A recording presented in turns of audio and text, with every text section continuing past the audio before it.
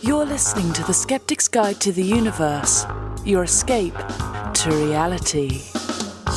Hello and welcome to the Skeptics Guide to the Universe. Today is Thursday, February 19th, 2026, and this is your host, Stephen Novella. Joining me this week are Bob Novella. Hey, everybody. Kara Santamaria. Howdy. Jay Novella. Hey, guys. And Evan Bernstein. Good evening, everyone. So, Bob, your predictions about the Quint, we didn't really make a prediction, but Ilya Malinin crashed and burned, man. That was painful. I don't want to talk about it.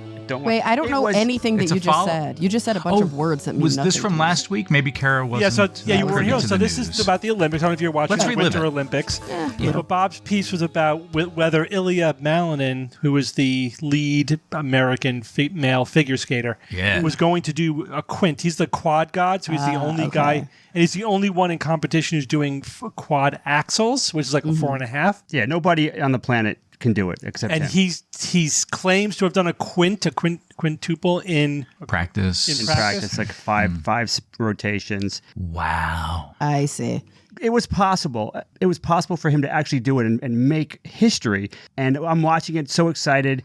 And it was it was just horrible. He fell apart, didn't recover. It was so sad. I felt so bad for him. Like, holy crap. He came in eighth. He didn't even medal. It was shocking. Everyone was stunned. Kara, he was a shoo-in for the gold. He really almost had to show up, and he would have. That's too bad. And not fall, and he would have gotten the gold. That's how much of a shoo-in he was. Nothing's guaranteed, but it was everyone. I would have bet a lot of money that he would have at least medaled, but he couldn't even do that because it just. One of those sad things. I have to say that was the first time. That was the first time I've seen him skate. I'm like, all right, let me see this quad god in action. Let's see what so Bob much about this, and it was just a terrible performance. Yeah. So my sense, because I don't know this guy, I have no idea what I'm talking about, but just my sense of what was on the screen was that he was pretty cocky. He came off as cocky, and which of course, if anyone could be deserves to be cocky, he does. But he was very humbled afterwards. I think he was very sportsmanlike afterwards. He was. But I think he shook the winner's hand. Yep. Yeah. Very. That guy. No. But he. I just think that the whole Olympic thing got to his head. It's just my theory. It's possible. I also think that sometimes the most elite athletes have the farthest to fall. Yeah. And so, small errors can really screw up their game. I know. It's a very unforgiving sport. Yeah. He had a great short program. Yeah, and he brought his team to a medal in the short program. Yeah, that's a short program and a long program. And it's very unforgiving. One mistake, and you're out of medal contention most of the time. Yeah. It's not like you get multiple tries or mulligans or whatever. No, that's it. You have a bad night, you're out. So much pressure. Yeah. Much pressure. And you get off your game. It probably just infects the whole routine at that point. I kind of don't like the way the media hypes up individual players. I mean, I know they're doing it for the drama and for viewers or whatever, but they kind of set people up to fail like this. And they do. I agree. I mean, he's like a 20-year-old kid, and he's getting all this attention and all this pressure, and once you do well, like there's a female athlete, oh gosh, and I reposted it on Instagram. She was being interviewed, and she silvered, but the interviewer was like, do you feel like this was was the silver a gain or was it really a loss of gold? And she was like, you know what? Ouch. That is the most ludicrous question I've ever heard. She was like, I have medaled 5 times in the Olympics. Do you know how hard that is? I am, considered the best, female athlete in this sport, blah, blah, blah, blah, blah. Every single time I win a medal, it's a massive gain. Like, who are you to ask me if that was a loss?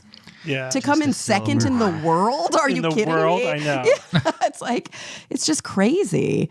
Yeah, she was like, the amount of pressure, that you put on these athletes. Because she's like, for me, every time I show up to compete, it's equally hard. But for you guys, you just expect more and more and more. Yeah. Right. I mean, just going to the Olympics, just going to me, it would be a major, major win. I wouldn't even need to do anything else, not even come close to medaling, come in last place. I was at the Olympics. Oh, it'd be I amazing. was good enough to go to the Olympics, and that's... And in many of these sports, these are people who are training 8 hours a day for years. I mean, this is Exactly. the dedication to get to that level of competition is just absolutely amazing. When you did mention to Bob this, Ilya, what's his last name? Malinin.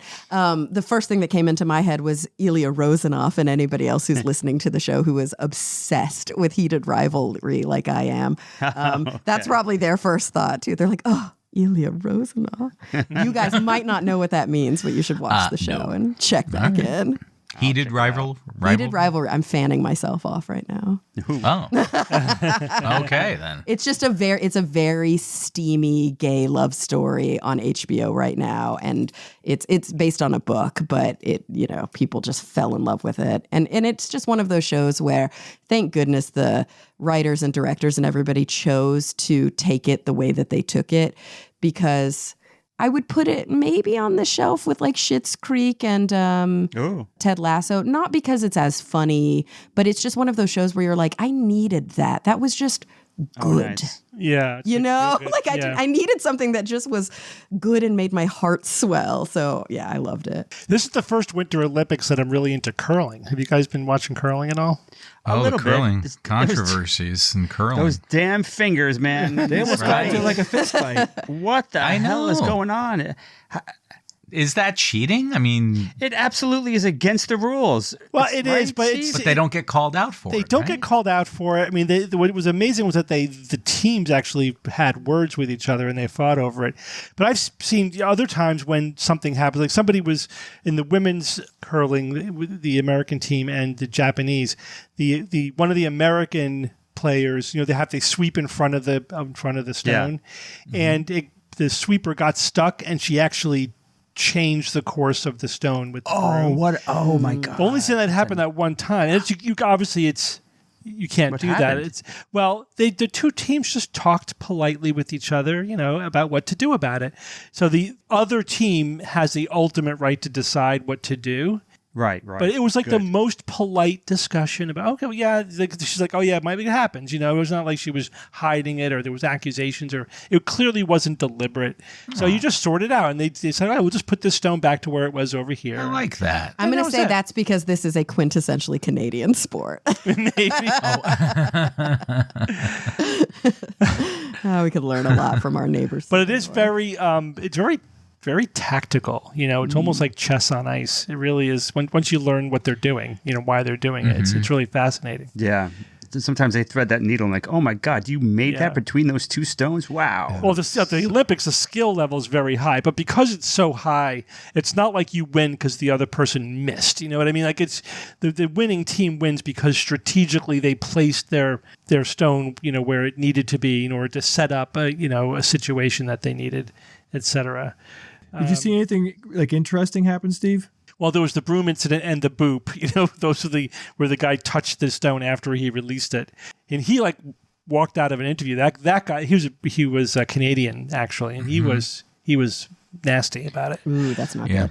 I call him Touchstone now.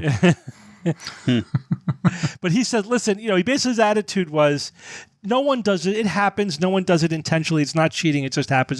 Just why you keep asking me about this? Yep. Again, they're under a lot of pressure, and imagine getting 20 interviews and everyone's like, "What about the boop? What about you touching their stone? Like, please, can you ask me something else?" What do your teammates think about the boop? To be a little fair, I don't know that much about it, but I did hear other teams saying like they do it all the time. And finally we're like, come on. Yeah, that's all. That's what I heard. Yeah. I haven't done a deep dive on this. Yeah, I've heard this. I heard that interview too. The other But day. is it for a allowed or decade not? they've That's been doing it. that's Hey, the the only thing is, thing it that is matters. illegal, but the refs don't do anything. I don't. You know what I mean? Like they didn't do anything about It's it. not enforced. Yeah, they don't really enforce that level of thing. Okay, well, if you're not going to enforce it, then do it, and maybe other teams But guys, should do it. there is a place in Connecticut where you can do curling, and I think we're going to go give it a try. When you say we, what who do you mean? about? Yeah. Well, what? Huh? my wife and I are going. You guys are invited. Oh, who's sweeping? Who's curling? Is it like a same type of stone and all? In Yeah, court, it's curling. if they call Yeah, it. yeah. Nice. I just want now that I've watched so much of it, I just want to see what it's like. I'm sure it's so freaking hard compared to what we're How seeing. comfortable are you guys on the How ice? you gonna- Like, can Yeah. you? We skated. We You were have to you bend did. down like that. You got to be We're flexible. Connecticutians. We were comfortable on the Yeah, ice. I am not. Like, I never was exposed to ice skating as a kid. It's so foreign to me. Yeah, you got to get your sea legs, definitely. Yeah. Steve, my question is, how are those like those sweeper dudes? How are they so nimble without? They're not on skates. They're just like wearing. Yeah. They have shoes or special sneakers. shoes, yeah, so that Okay, they I have. figured they must have had special shoes. Yeah, because Right. they have to have Yeah. grip on some parts and slide on other parts. So I think in some people it looked like they were wearing two different shoes on each foot. I don't know the details, but they definitely are special shoes so that they can scamper and slide over the ice as they're sweeping. And different people Okay. have different styles. Like there's this one American curler on the women's team who does this hop, like she does the two-footed hop as she does it. It's kind of funny to watch, rather than more of the scamper that other people are doing. When rabbits do it, it's hair curling. Yeah. Ayo. All right. Thank you, Bob. Jay, Yeah. tell us about efforts to save the banana. My God, Steve, when I found this, I'm like, Steve is going to do a backflip because this is actually some good news. It's not all the way there, but let me tell you like the ups and downs of what is going on here. So first of all, as most of the listeners out there know, we are banana fans here on the SGU. Steve's nickname is actually the Big Banana. It just occurred to me. It just occurred to me how that could be easily misinterpreted. Anyway. All right, so we go back to the Cavendish. What's the Cavendish? It's the top banana, Jay, the top banana. the top banana. So, all right, so the Cavendish banana dominates the global markets, meaning that this is the most common banana that you're going to find out there. This is the one that you're likely to be purchasing. If you have easy access to other kinds of bananas, you're super lucky. Send me a sample of each one of them. Thank you. But unfortunately, most banana varieties have this horrible weakness, and if nothing is done to save the bananas, we'll see a steady global decline in availability. Prices will go up. It's just not a good situation for both economically and agriculturally. It's pretty damn serious, particularly for countries that depend on banana exports or really need bananas as a staple food. This isn't an extinction level scenario for the species, but it would be very bad. So what is actually the problem? There's a soil fungus called Fusarium. It's got a long scientific name, but I'm just going to call it that. It's also known as Panama disease. And one of the strains of this fungus called subtropical race 4, it infects the banana plants through the roots, and it moves into the plant's vascular tissue. And then, all this internal plumbing that transports water and nutrients, the fungus basically, it just clogs up that system.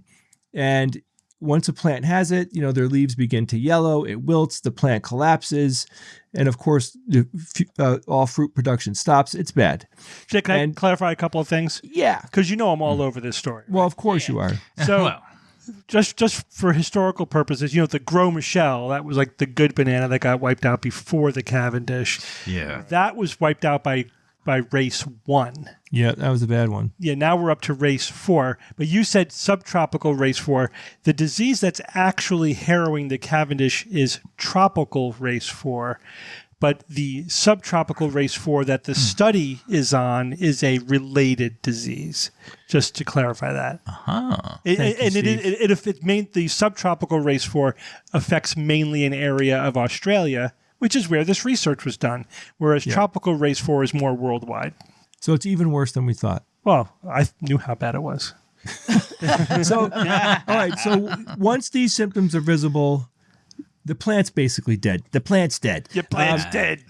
It's infected. Call Sylvia Brand. Yeah, right. They die. These plants die within weeks to a few months. There's virtually no cure. They cannot find anything to mitigate the fungus because, the fungus is down in the soil. And that fungus, once it infests the soil, it could be there for decades. Like, there just isn't anything that can wipe it out and fix this problem. Commercial production depends heavily on the genetically uniform varieties. Uniformity simplifies the large-scale farming, but it creates a vulnerability, right? So as Steve said many times, all the bananas that we eat, they're all essentially clones of each other. And this means that virtually every banana that's a Cavendish out there is genetically the same, and they're all 100% vulnerable. And like we said, the Panama disease, already an earlier version of it wiped out the Gros Michel banana. None of us have ever even gotten a chance to try it. We hear they're fantastic. Let's say that the Cavendish goes, the next banana is probably not going to be as good. So we want to hold on to the Cavendish.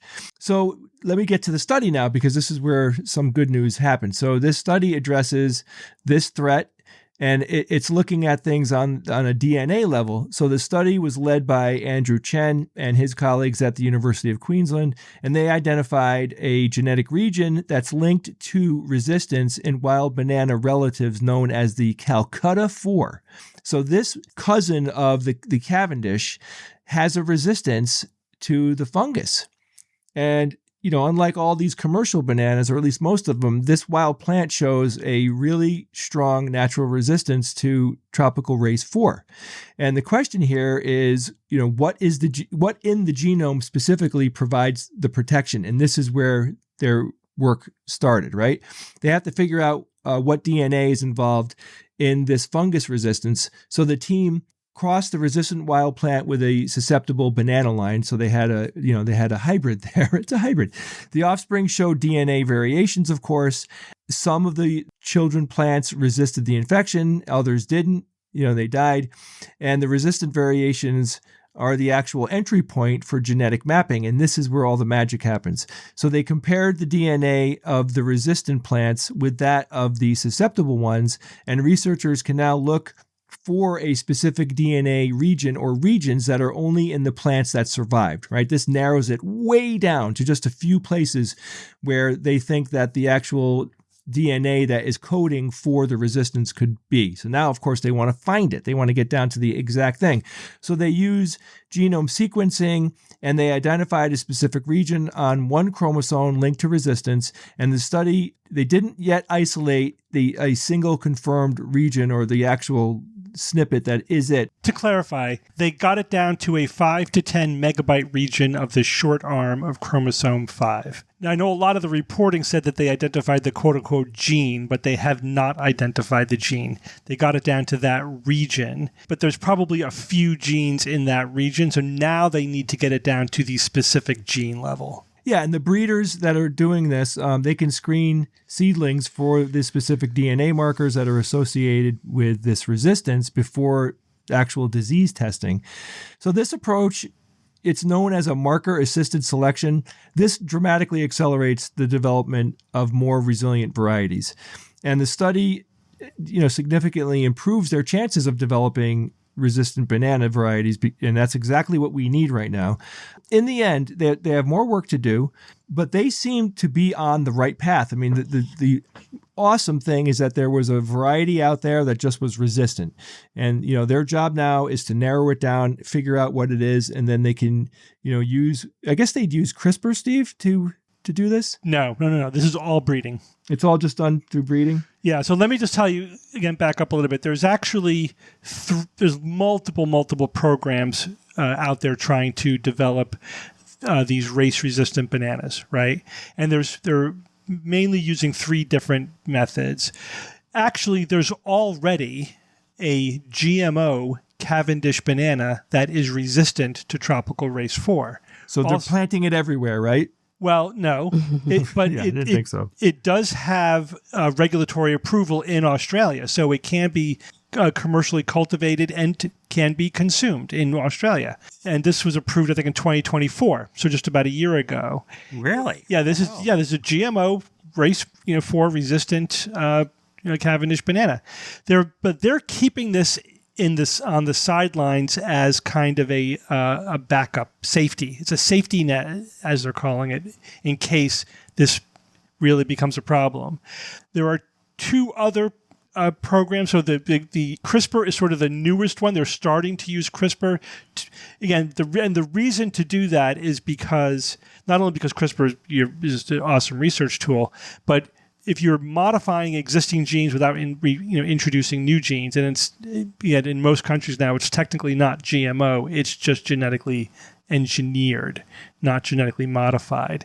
And then so it's the regulations are easier, they're not as draconian. But also there's breeding programs, right? And that's what this is. This research is part of the attempts at breeding using hybrids in order to create resistant bananas. So this is not like on the track to GMOs. They've already done that. We've got the GMO resistant bananas. This is just trying to do it through breeding. Now, another sort of layer here is that there's multiple resistant wild bananas. This is not the only one, but they're completely inedible, right? So they're diploid, which means they have seeds, but it also means they flower and produce seeds, and you could breed them, right? You can hybrid them. Commercial bananas are triploid. They don't have seeds, but they also can't reproduce. That's why they're all clones of each other. You take cuttings from them and then replant them, which is actually easy to do. I've done it myself. It's actually not that hard. But that's why they're all such a monoculture of clones, because that's how you propagate them, right? You don't breed them, you don't hybrid them because they don't have seeds. They were made triploid basically so that they would be seedless. So what they want to do is continue to make these hybrids to either get the race resistance into a commercial banana, or to make a resistant banana into a commercial banana. You know what I mean? So by some breeding, hybridization program, breeding cultivation program, they want to get a resistant commercializable banana. This could still take years, maybe even decades to do that with a breeding program. But this will accelerate it. This information, like knowing, because otherwise you have to wait 12 months before you could test a banana plant to see if it's resistant. This way they could check the markers right away. And so it just sort of accelerates the process. So hopefully this will proceed. But the thing that I find a little annoying is that they've already freaking done it. We already have a resistant banana. The whole purpose of this is to do one that isn't GMO for the anti-GMO idiots, right? Really? We're accommodating them? Of course. That's what this is? Yeah, that's basically what this is. Oh, my gosh. I mean, it's good to have options, right? It's good to do it in different ways. Everyone take your, do it. Again, I'm all in favor of spreading out your chips. You know what I mean? So that's fine, but I don't know why they're keeping the GMO one as a backup rather than just planting it already, because it freaking works. But Steve, I want another option. I want a commercial, easily available Grow Michelle. Yeah. They're working on that too. Where's that? I've read about that years ago. They've done that too. So did I. Heard nothing since. Yeah. And how many have you consumed, Bob? 0. Right? 0. None. But the thing is that I don't know how that one did in field testing. The GMO Cavendish that's resistant has gotten through the field testing with flying colors. They're like 98% resistant to the race 4, the tropical race 4. So the thing is, the other way to look at this also, guys, like we will never win. We are in an endless fight here. And so we are going to continuously need to do cultivation programs and genetic engineering and modification to keep one step ahead of these, fungi, right? This arms race is never going to end, not with, existing, any projection of existing technology. It'll end. It'll end when we have the power of illusion, like those Talos 4 or Talos 5 aliens from Star Trek, when we could eat dirt and have it taste like Gros Michel bananas. So that's what I'm waiting for. A nourishing protein complex. I just saw that episode. Oh, okay. That's how you knew it. 4 or 5, whatever. All right. Thanks, Jay. Kara. Yes? Do you think that drug advertising is a good thing or a bad thing? Ooh, that's a tough question. I think if you had asked me that question while I was like distracted and not really listening and hadn't done a deep dive, I might be like, bad.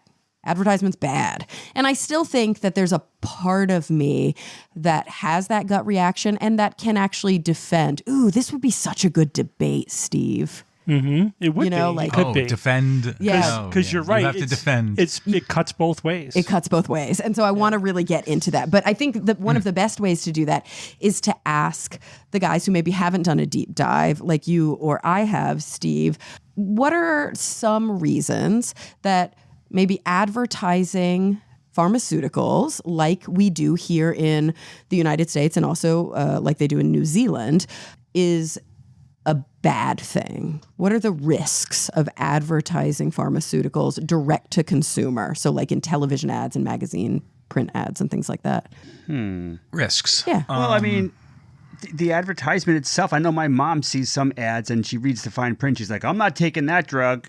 You know, it's like wait, Oh, Mom. because they spend a lot of time on the side effects and How interesting. So you're worried about the ad maybe turning off the person from using the Right. drug, which I do not think is what the drug company thinks is happening. I don't think they'd be paying billions of dollars in advertising fees. They do that because that is a regulation and they're required to do that. Of course, but my Yeah. mom still freaks out. She's like, what? Interesting. Some people died on this? Well, yeah, I'm not taking that. Why would I take that?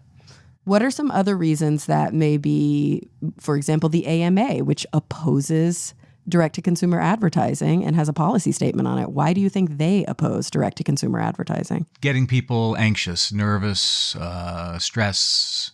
This is fascinating that you guys are like having to dig for answers here. Is there an obvious one? Well, I think a lot of people would say it's not good for a consumer to be making decisions about the drugs they need, right? Like if we Yeah, but it's not like they can go get it. No, but they do go ask for it. Yeah, they ask for it. I mean, they have to have a level of trust in their doctor. If the doctor says, yes, this is a good drug, but it's not for you, I assume that they would trust their doctor and be okay. Absolutely. And that's what And I think the commercials reinforce that idea. Well, that's what we all hope that a functional system would do. But I think there's a lot of fear that anybody can find a doctor who will write them a prescription for anything. Like just look back at the Sackler fiasco. Yeah, right. Right? Sure. Yeah. And so I think that a lot of the concern around direct-to-consumer advertising is putting way too much, I don't want to say power, but way too much choice in the hands of not as educated consumers. And what a lot of studies have shown, and these are some other critiques, are that very often, why do you think a pharmaceutical company is advertising a drug? Like, which drugs do you see ads for? That may be a better way to frame that question. Mm-hmm. What do you guys think? Do you see? Well, they're not opiates. Well, do you see ads for generic amoxicillin? No. No, you see ads for brand name formulary new drugs.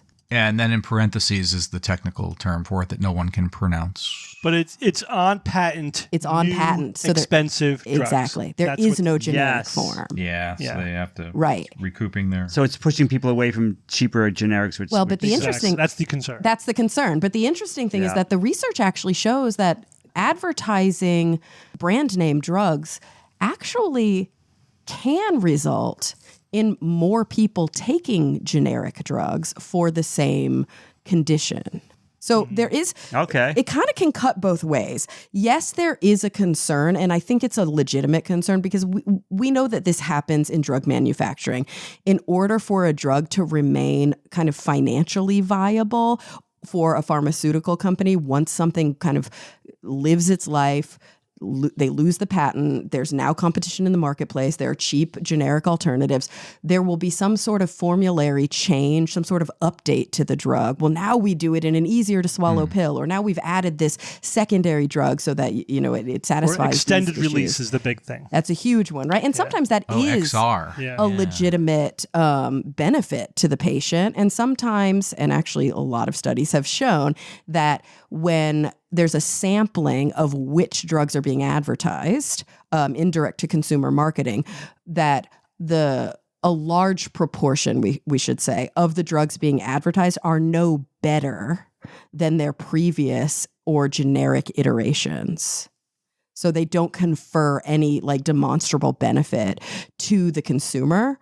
And, right there, I think that there's a concern just about fairness. There's a concern about consumer safety if people are seeking out a new fancy shiny drug and actually end up choosing it over another form and are, paying so much money for this drug when something else would have been just as beneficial to them. So I think that's also a concern. There's also a concern that even though it is required that drug companies, based on legislation, it's required that drug companies, if they're going to do a direct-to-consumer advertisement, do disclose serious risks. Very often, drug companies will use loopholes where they won't list them all, or they'll direct somebody to a website, or they'll do it very fast in fine print so people can't even read them. And so there is some concern about sort of false advertising in these direct-to-consumer drugs, because maybe the real risk benefit is not laid out in an appropriate way. I mean, and we've all seen this. It blows my mind when I'm watching TV and I see drugs that I know my patients take that are for metastatic cancer that is like resistant to certain other types of treatment. And they'll show the people in the ads like riding roller coasters and like running through fields. And I'm like, that patient has not had metastatic cancer for 5 years. That's a misleading. Like it's sometimes they're just visual. Really kind of airbrushed. Yeah.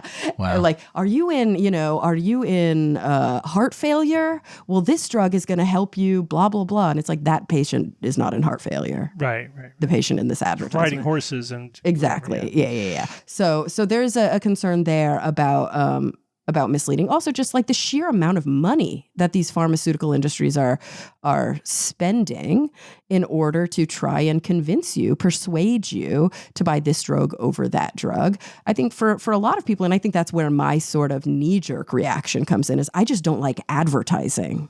I don't like the culture of, constantly trying to sell everybody next big thing, and everything is based on what are we buying. And if you're not buying this, you're not going to be happy, and you're not going to be healthy, and you're not going to live a long life. That concerns me as well. What do you think some of the benefits of advertising drugs are? Well, just awareness that that the drug actually does exist in case somebody they could go to the doctor had any access to it. They might assume that what I have is not really fixable, but they see a drug that specifically addresses it, then they could seek it out, and otherwise they might not have. Absolutely. Yeah, I think that's one of the biggest arguments for why direct-to-consumer advertising continues to exist. And there are a lot of studies that show that in places where there are more direct-to-consumer advertisements, people are, go to the doctor more, and people get treatment for certain conditions more often. And have better drug adherence. And now we know that they're targeted. We've seen bumps in the kind of utilization, or actually we've seen bumps in, first of all, just the amount, the quantity of direct-to-consumer advertisements at different times. We saw a bump, obviously, when historical prohibitions were repealed, and I think that was back in the late 1990s. We saw another bump when Medicare Part D came on the scene. Medicare Part D, if you don't know all the different parts of Medicare, that's the part that covers prescription drugs, like pharmacy prescription drugs.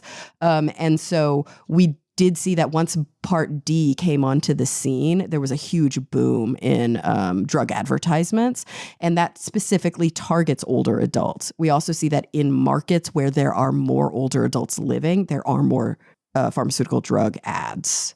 And so obviously there is obviously they're using advertising science here.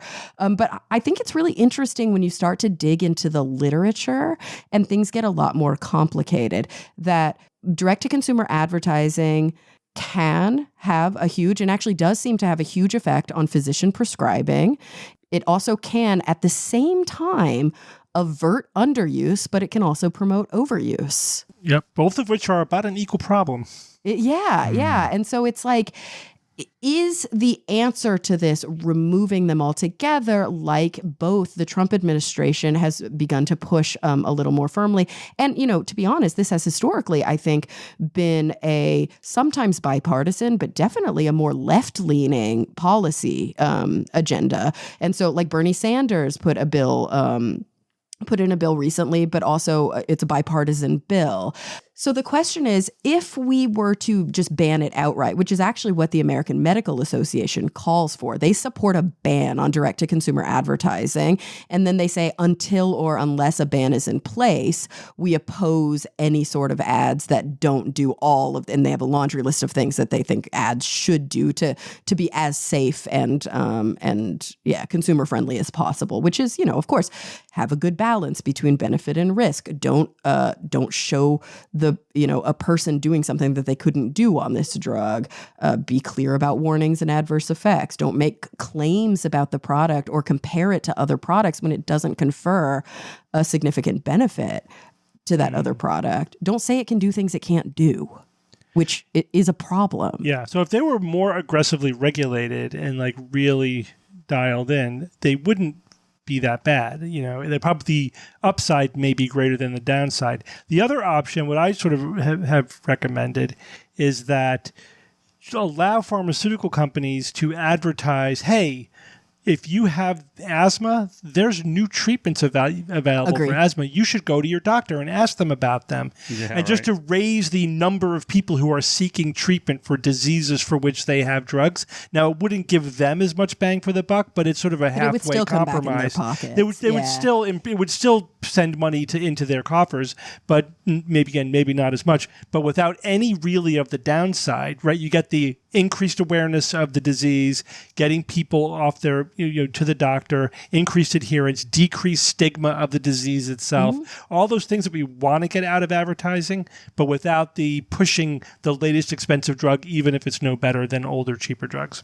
Absolutely. And there's a large body of evidence, and there are a lot of op-eds online talking about that very thing. Instead of advertising a specific drug, why don't we do PSA style, and they can still be glossy, consumer education ads about, hey, if you have...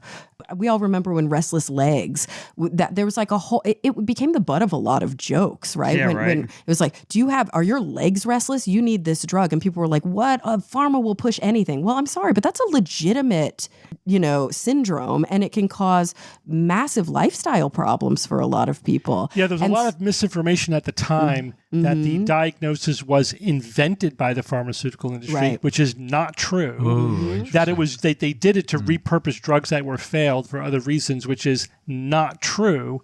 Yep. And when I wrote about it on my blog, I actually looked through my textbooks. I found references to restless leg syndrome by name from the 1940s. Exactly. This diagnosis has been around for decades. And if you've known anybody who struggles with this, it's debilitating for them. It really, really disrupts their sleep. They're miserable at night. And, I think there were probably a lot of people for whom, because somebody said the word out loud, they were like, oh my God, I think that's what's happening to me. I actually maybe should talk to somebody about this. That can be a life-changing thing for individuals who are struggling. So I agree, Steve. I would like to see a transition from advertising specific drugs, especially, we see this all the time in U.S. advertisements. Ask your doctor if blah, blah, blah quill is right for you. No description of what disease it cures. Yeah. No description of why. It's just like, look how happy you'll be with this drug. Yeah. And I think that's shady, personally. But it is really interesting when you dig into the literature that there do seem to be big benefits and big problems with the way that we advertise drugs right now. One of the issues, Steve, is that even though, we can be a little bit, Pollyanna about it and say, hey, why not just do this? Or even, Sanders et al. who put forward this bill is like, well, let's just ban it. And we can kind of talk about alternatives. A lot of the literature that I'm reading says, well, Citizens United is probably going to be the reason that they can't pass that bill. Or even if they do pass that bill, somebody's going to sue. One of the pharmaceutical companies are going to sue, and they have a good chance of winning. Because Citizens United said that this is, corporations have free speech. Oh, that's true. And so long as they are not saying anything that's not true, which, I can't think of a single drug advertisement that I've ever seen that just straight up lied. I think it's more that they don't always tell you It's everything. spin. It's spin. Yeah, It's they not spin. lying. Yeah. Exactly. So a lot of the things that I'm reading are like, good luck, because I think you're in for a fight. Doesn't Yeah. all of advertising somehow spin in a way? Oh, of course. It's the nature of the beast. I don't know. But it's different when we're talking about public health, Yeah, right? when- Of Yeah. course, yes. Yeah. Health is of most important. I think that's the thing. The public health angle may trump the free speech angle. No pun Use that intended. word anymore. I know. Like that. It's the RFK influence on sort of mainstream medicine and the pharmaphobia. Well, I think one way to look at it, he has definite pharmaphobia, but one way to look at it is that the net effect, looking through the literature, the net effect of drug advertising is that it increases the effectiveness and the cost of medicine, right? Of overall healthcare. So it's not harming people, but it is increasing the cost of healthcare, Which does harm people. which does harm people indirectly. So it depends on what how What your you goal think, is. what your goals are and how that you think that all comes out in the wash. There's not necessarily any right or wrong answer there, but You could say I wish we could just get the best of both worlds, Yeah, let's hope. And you could say the same thing when you look at the literature that shows that it does actually increase doctors' visits and, as you said, adherence to treatment, and it increases prescribing even generic medications. But with that also comes sometimes over-prescribing medications, which is a problem in and of itself.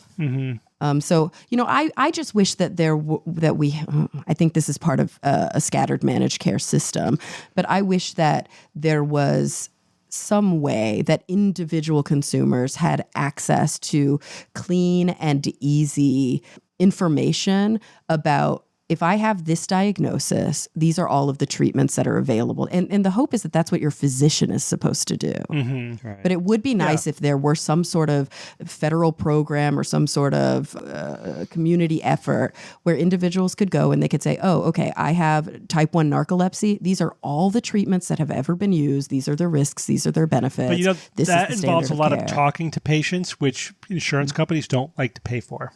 It's true. You're absolutely right. They don't. Oh, I see. And there are gatekeepers here. We have to remember that just because somebody reads or sees an advertisement that says, I want that drug, doesn't mean they're going to get it. Yeah. Because the insurance company could prevent them from getting it, and the doctor could say, I'm not prescribing it. The problem is, we know that, there have been historically pill mills. We know that there are people who doctor shop, and we know that there are, the healthcare system is overburdened.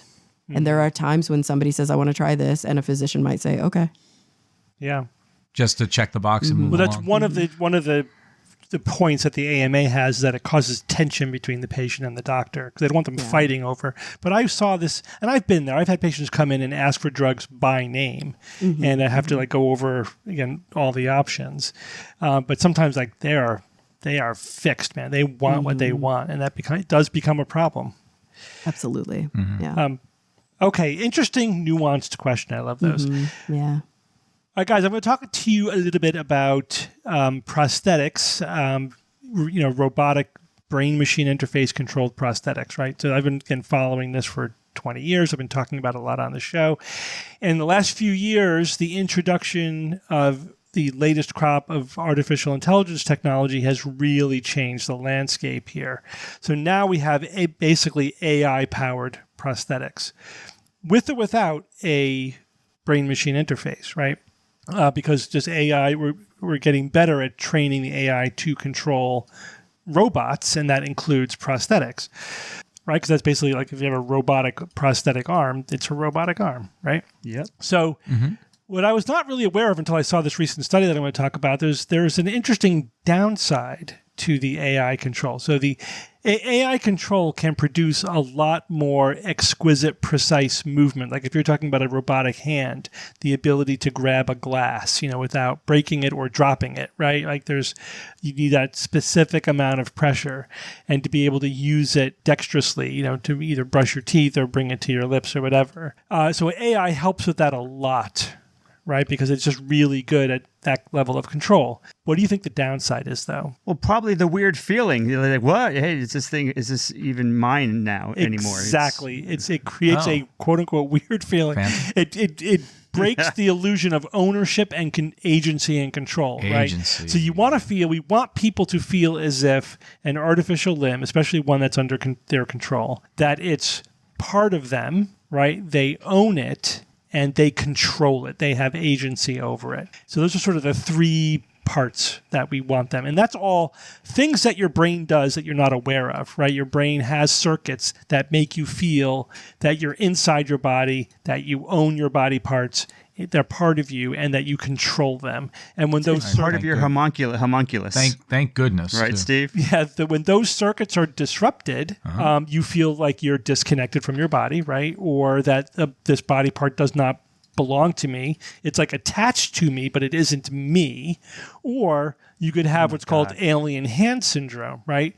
Where you feel as if your hand is doing things on its own, not under your control. Steve, what about if it's AI controlled? I mean, is it happening just in the device or is it connected to the internet? I think it's just in the device. Because there's a bad circumstance there. No Bluetooth connection. Yeah, you don't want your prosthetic limb to be hacked. To be hackable, yeah. Exactly. Oh, gosh. Yeah. But it can learn is the thing, right? So especially if you're controlling it, then you learn to control the limb and the limb learns what you want to do.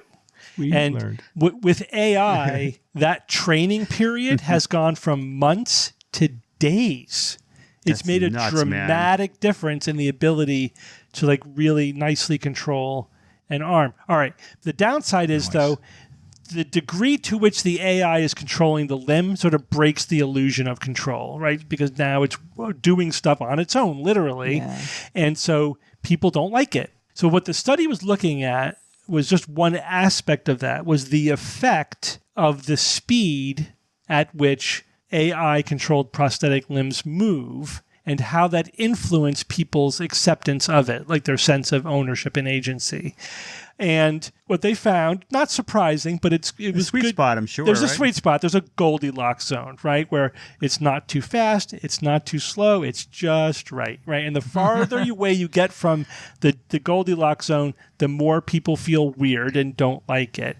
But the closer you get to that sweet spot of like a moderate sort of speed, then the more people felt comfortable with it, and it didn't break again their illusion of ownership or control. But when we say illusion, but keep in mind, your sense of ownership and control is also an illusion in the exact same way. Maybe yours, not mine. It's the same circuitry, right? It's not. We tend to have this unstated assumption. Most people, I think, just don't think about it. But I think if you ask, it's like, well, yeah, I feel like I control my hand because I do, or yeah, it's my hand. It's part of me. That's what it feels like. Mm-hmm. But that's not, it's got my name on it. It's not a passive effect of the reality. It's an active neurological constructed experience. That's the key thing you have to understand. The good news, which can break, but also can be hacked. It could also be created. Yeah. That's the point. That's the upside of that, is that we can give you that same illusion with a prosthetic limb. So this is just now that we created a problem by introducing AI, and now we're looking to get the benefits of AI control, improved control of these limbs without this downside. And so that's what this study was getting at. Again, it's one study, it's looking at one aspect of it, but it's nice to know that we could really reduce that problem, that downside, just by fine-tuning the rate at which the limb moves. The other angle here that I want to talk about, just because I'm a neurologist, right, is that our brains are very finely attuned to how people move, right? Visually speaking. Oh, yeah, man. Which is why Uncanny Valley videos upset us. Exactly. Right? It's partly what... Or even... The uncanny movement is part of the uncanny valley. It's also just how they look physically, but like he's got dead eyes, like doll's eyes. But what a line. But even someone's gait, just the way they walk. Yeah, exactly. It's so distinctive. You could ride. We've all had this experience where you recognize somebody from behind just by the way they're walking. It's also true that there are movement disorders that could be diagnosed at a glance. because Across of the way room, people move. Yeah, the Yes. so-called across the room diagnosis. Probably the most obvious one is Parkinson's disease. If people are even slightly hypokinetic or hyperkinetic, your brain immediately registers something is wrong. This is not within normal parameters, right? Even though you're not maybe consciously aware that you know what those parameters are.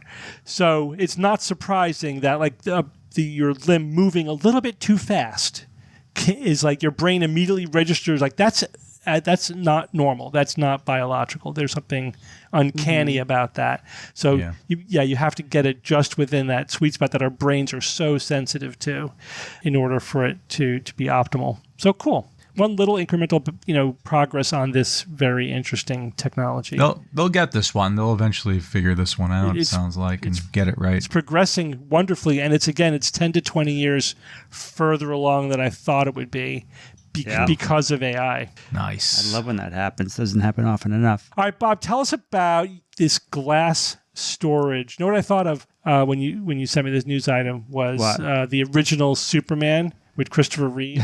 Yes.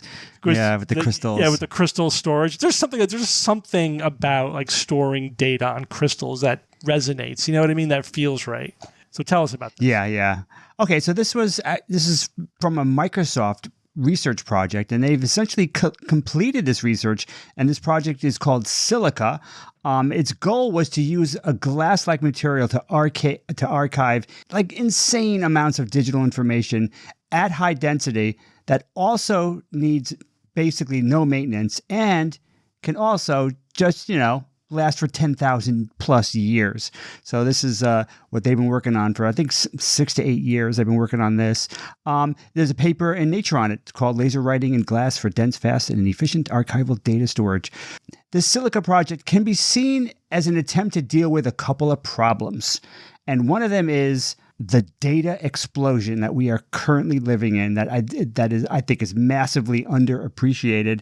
Global data increases at 23% per year, which is a lot, right? 23% a year is pretty damn huge. But storage density increases at only 7% a year. So the disparity between those two numbers, that gap actually has a name. It's called the storage cliff. And this is going to be actually a huge infrastructural problem for computers in the next 10 or 15 years. You're going to be hearing more and more about this, I would say. So now I tried to look up some interesting numbers that's related to this. One of them was the total data that's archived. This is archived data globally, and that's been pegged at, say, 10 to 15 zettabytes. A zettabyte is a billion terabytes. So it's huge. It's fragging huge. So it's 10 to 15. But the number gets bigger when you consider the total data sphere. And this is data that's just created and stored just for a little while, briefly. It's not meant to be archived at all. It could exist for moments even, but it is created and it is captured, it is consumed, it's stored, and that number is 200 zettabytes in 2025. I think for 2026, one estimate I came across is 226 zettabytes, something like that. They're projecting. So this is a ridiculously huge amount of information. And the other part of this problem is the current storage limitations that we all experience with our personal computers. But these limitations are hurting this storage cliff problem. And that's conventional storage. I'm talking magnetic-based media like hard disk drives and magnetic tape. And then there's charge-based storage. It's flash, right? Solid-state drives, USB drives, SD cards, they're all charge-based. And there's also optical storage, CDs and DVDs, and there's many more types. That's only like maybe a third of the types I came across that actually exist. The problem with them is that their lifetimes are just they're not meant for archival storage, bottom line. They're designed to last and function well from anywhere from a year to maybe 20 or 30 years. I think magnetic tape, if it's stored perfectly, can last about 30 years, but that's only with perfect storage. So they're not meant to last a long time and work reliably. Bob, aren't there CDs that are rated at 100 years? There might be some specialty CDs. Conventional ones, CDs and DVDs, optical storage, no. Regular CDs are not great. I mean, I didn't get those numbers specifically, but my memory's telling me 10 years. I mean, if you have something on a CD, you can't put it on the shelf and forget about it for a generation or whatever, 10, 15 years necessarily. There's bit rot and some stuff. of my discs there. Yeah, there's definitely not ideal, but there's other types that may be more optimized for some type of longer term storage, but conventional stuff that we use every day is just not meant for the long term. So what happens with these devices is that the physical thing that represents the bit, like the magnetic orientation or the trapped electric charge, the problem with that happens when it drifts or it leaks or it chemically breaks down, it gets damaged by heat or mechanical wear, and on and on. There's so many ways so many things that impact their lifetime. Eventually, the ones and zeros just can't be read well enough, not reliably enough. So they just don't last long is the bottom line here. So this new technique uses material, not just regular glass, it's borosilicate glass. And I basically guarantee most of you have used it and have it in your kitchen right now. This is a type of glass that has silica and boron trioxide in it. It's hardier than regular glass, especially in high temperature. You may know it as Pyrex, or even the glass doors in your oven is made of this stuff. So it's cheap, it's easily available, which is also one of the benefits of this material is that it's not something that's a special element that only certain countries even have access to. This stuff is easily created and cheap. So now the question here is, okay, how do we write to this borosilicate glass? How do we write to it, and how do we read from it? Those are the key questions, and this is what they've been working on. So to write to it, they use femtosecond lasers, right? Quadrillionth of a second bursts of laser light, femtosecond lasers. And they use essentially, one of the improvements they made is they use one pulse. It's just one pulse for essentially one storage element in the glass. And what the laser does is it creates these 3D patterns in the glass, and it's based on the polarization of the light itself, the laser light, and these 3D structures written into the glass are called voxels. And they actually, another advance that they recently made is they can take this one laser beam and they could create 4 independent modulated beams from the one beam, and so they can get a throughput of approximately maybe 66 megabits per second, which is not super fast, but it's not super slow either. It's what it is. It's not bad. And the glass that they're using, they can use even regular. I mean, this is not thick glass, but there's hundreds of layers that they could then put these voxels inside these different layers. And so what they end up with their research is 4.8 terabytes in a 120 millimeter square, 2 millimeter thick piece of glass. So 120 millimeter square piece of glass with 4.8 terabytes. That's pretty good. That's about 2 million books, or it could be 1 million of our first SGU book plus 1 million of our second book, Skeptics Guide to the Future. But that's kind of silly. Why would you have so many? Why would you have so many of the same book? But you could if you wanted, or it could have 5,000 4K movies in this 120 millimeter square piece of glass, essentially. That's very high density, and that's pretty impressive. Now, reading it, this is what it takes to read about it, and I'm not even going to go in any detail because it was complicated. They essentially are using, for most of these reads, they're doing, it's an automated microscope that reads each layer. They can go to each layer, each of the how many layers did I say? 100 layers or something. It goes to each layer and can read the voxels in each layer. And the software then decodes that image that it sees in the glass, and it can turn it into the bits that it can then translate. So, but it's so complicated. It's really, and I'll come back to that actually, because reading it is not something that's not easy, which is kind of interesting for software that's being archived. But then they talked about testing it as well in the paper, and they essentially did accelerated aging tests, and they put it through their paces, and they determined, they extrapolated, because you can't wait thousands of years to see how stable it is. But their tests show that it should be stable for 10,000 plus years at room temperature, and it can survive some nasty environments. Didn't it say 10,000 years at 290 degrees Celsius?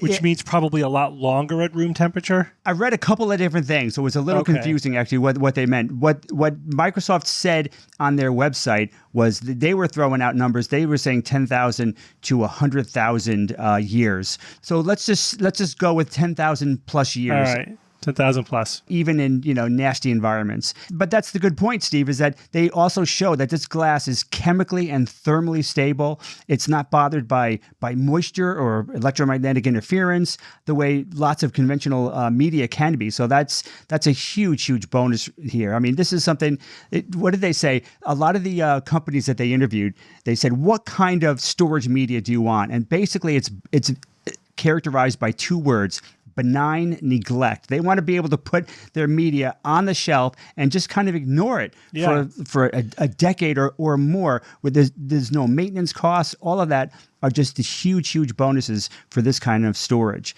But clearly, though, right, it's obvious. This is archival storage. This is for things like cultural records. I mean, and that could be almost anything. Movies and when I think cultural records, I'm thinking movies and TV shows. Put them all on there. The Library of Congress.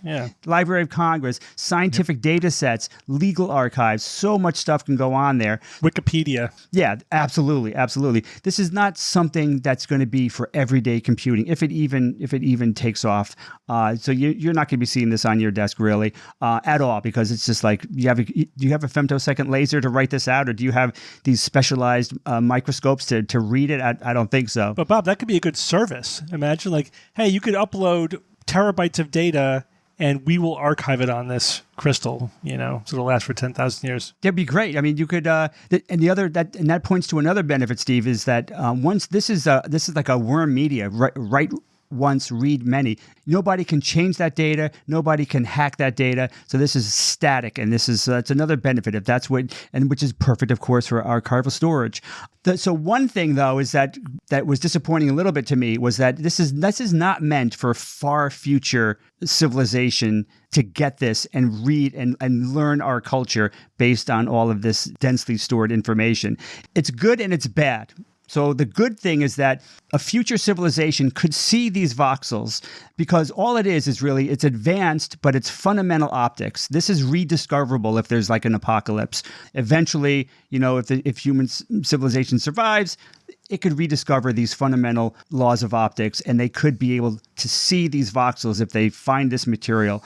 But the bad thing is, the other side of that coin is that interpreting those voxels, to do that would take, oh my God, it might be impossible. You would need to know things like the symbol alphabet, the symbol to bit mapping, the error correction methods that are being used. So for them to be able to divine or determine how to interpret what those voxels mean would probably be, would require a major endeavor beyond anything we would be willing to. I mean, it could take generations to actually understand what they're seeing, if it's even possible. Would it be possible, I wonder, to develop like a sort of key that would make it like designed to make it as easy as possible to then learn the code? That's what they would need. They would need some sort of like self-describing Rosetta layer, right? So they could have things like pictograms, they could have math, they could have basic symbols with instructions and the encoding conventions that were being used. They could CAPTCHA. They could also have multiple encodings, right? They could have one encoding they can put on there would be simple to decode, but it would be low density archival, right? And then they could also have another encoding that's high density, but very difficult to decode. So they could do that as well. But I love the idea of this self-describing Rosetta layer. I don't know if anyone would do that because it's not really designed for something that would be far future, but it would be something that shouldn't be that hard to include.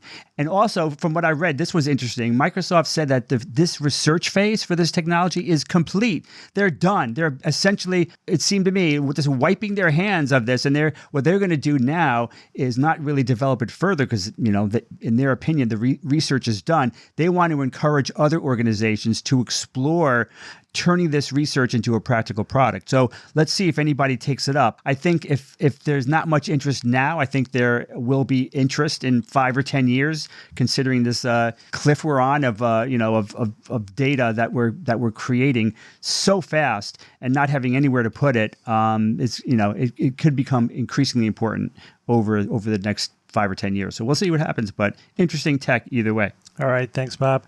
Well, everyone, we're taking a quick break from our show to talk about our ad this week, Aura Frames. Guys, Aura Frames, we've been talking about it a lot. It's because we love it. This is a fantastic digital picture frame. It's an amazing present because who doesn't actually want to see the pictures that they take on their iPhone and they get locked in there and you really don't get to see ones from last year or 5 years ago or 10 years ago. It's so easy. I got one for myself. I have it at my desk and I just pick all my favorite images, load it up, and now I'm seeing pictures of me and my wife in Italy. Oh, I love that. It's such a great gift for yourself or for someone you love, partially because you can add a message before it even gets there. It comes in a really lovely gift box, and you can even preload those photos before it ships so that the gift recipient doesn't have to do any work. Named #1 by Wirecutter, you can save on the perfect gift by visiting auraframes.com. For a limited time, listeners can get $35 off their best-selling Carver mat frame with code SKEPTICS. That's AURA frames.com, promo code SKEPTICS. Support the show by mentioning us at checkout. Terms and conditions apply. All right, guys, let's get back to the show. All right, Evan, I understand there's been some UFO shenanigans going on. Well, a little bit, enough to scramble some fighter jets to go up there and take a look at what's going on. Just not a few days ago, February 15th, NORAD, which is the North American Aerospace Defense Command, scrambled 2 F-16 fighter jets from an air base in California after radar detected unidentified objects over Nevada and Northern California. Air traffic controllers in the Oakland Center region had picked up unusual radar tracks. And at least one civilian cargo pilot reported seeing a strange object, described as glowing and dimming, in the vicinity. The tracks were slow-moving and at high altitude. And because the objects could not immediately be identified, NORAD launches fighters to visually inspect them. They later confirmed that the objects were not extraterrestrial or unknown craft, but were weather balloons. Wait, weather balloons or party balloons? Good question, Bob, but these happen to be weather balloons. That's the news, but I have a couple questions, and I want to pose a few things to all of you. Who here has heard of AARO? That's AARO. Sounds very familiar. It does sound familiar. We may have touched on this before. AARO stands for All Domain Anomaly Resolution Office, AARO, which is an official office within the U.S. Department of Defense, the Pentagon. And it was recently established in 2022 to specifically investigate unidentified anomalous phenomena, UAPs. That's our country's central hub for analyzing UAP sightings by military personnel and provide reports to Congress on such activity. But here's a question, and let's see how close you can get to the answer. And this data comes from AARO. 98. Well, in a 13-month span, basically from May 2023 through June 2024, how many individual UAP reports were logged? In other words, these are instances that were not duplicated. These were individual instances. Okay. So if 100 people reported the same thing, it's one event. Correct. Yeah. And this is over how long is that period of time? Roughly 13 months, May 23 through part of June 2024. I'll stick with my original answer. You said 98. Anyone else want to venture a guess? 200? Higher. 99. Higher. Higher than 200? Higher. 500? Higher. Yep. 900. It's not quite. 757. Jeez, that's crazy. Roughly 2 every day for just over a full year. All right, part 2 of those 757 reports, which were all deemed to have been investigated. How many turned out to be something other than a mundane sighting or object? Other than mundane. How many of those 757? But does that include things they could not identify? Oh, Right, that's the question. yes, that includes things they could not identify. Probably 20. Oh, yeah. 0. Zero. They identified zero. them all. Here's the breakdown. Wow. Here's the breakdown. I'm going to give it to you in reverse percentage order from lowest to highest. Of those 757 reports, 2% of them fell under the category commercial aircraft. 4% fell under the category of satellites, misidentifying satellites as UAPs. 8% birds, 16% drones, and that leaves 70% balloons. Balloons. Balloons are 70% of these things. Wow. I looked up what CBS had to say about this. CBS News. Party balloons? No, there are lots of different kinds of balloons. There's the weather balloons. There are party balloons. Mylar balloons, because they look weird. Oh, yeah, because they're like metal. Yeah. We're gonna get to that in the kind of the second part of what I'm gonna bring up as far as being able to detect these things. But as of late 2024, Aero has found zero evidence of extraterrestrial activity or breakthrough technologies in any of their resolved cases. Absolutely no surprise there whatsoever. Now they're apparently still crunching the 2025 data, but I'm gonna guess that outcome will be the same. So they have these kinds of data sets at their disposal. Why can't the military figure out if a UAP is a balloon before having to do things like scramble jets or use any other costly sorts of assets? Well, it turns out they actually do. They are trying to figure it out ahead of time, but it's not easy. It's not as easy as it seems. Some of the reasons why is that there are inherent limitations in radar technology. There are also limitations in the way they censor the filtering, and they do it intentionally, and I'll explain why in a second. And Steve, as you brought up or suggested, the physical characteristics of balloons make them challenging for our systems to detect. NORAD uses gates, GATES, to filter out slow-moving or small objects like birds, weather events, and balloons to avoid overwhelming operators with clutter. That way they can focus on high-speed threats, missiles, jets, real things that are a problem. The high-altitude balloons are inherently stealthy because they lack those sharp metal edges and engines, resulting in engine signatures, and therefore you get a tiny radar cross-section with almost no infrared signature. So the physical characteristics of balloons just make them hard for our radars to detect. And then we limit it, again, because you can't have the clutter. For stationary and slow-moving objects that appear to be moving at high speeds when viewed from fast-moving fighter jets, that leads to misidentification as well. So those are environmental factors. But the other aspect of this is that the military sensors are designed for combat missions. They're not optimized for identifying non-traditional aircraft. And when you have these things come up, it necessitates sending a pilot for visual confirmation. It's the most reliable way of doing it. And I think we can thank maybe the Chinese, in a sense, for our recent spate of scrambling jets to go up to find balloons. Right, in 2023, the Chinese spy balloon incidents. And NORAD therefore adjusted their radar parameters to detect smaller, slower objects, and that leads to an increase in sightings and subsequent scrambles. We had to broaden the framework in which we're detecting these things, and there's definitely a point right there where, boom, the graph goes up, and there are going to be more of these going forward. So thank you, Chinese government. But my question, why can't the Pentagon or NORAD develop a ground-based system that looks for balloons? I thought perhaps that could be simpler or less expensive, less intrusive.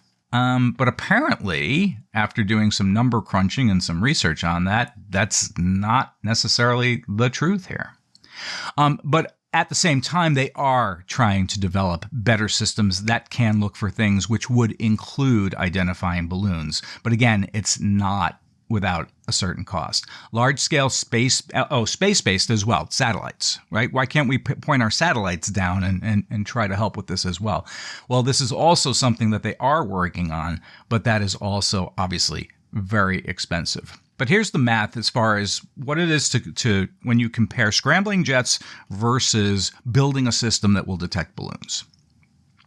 You have to go back to 2022. This was before the Chinese balloon intrusions. The Pentagon received 247 UAP reports, and 50% of those were attributed to balloons.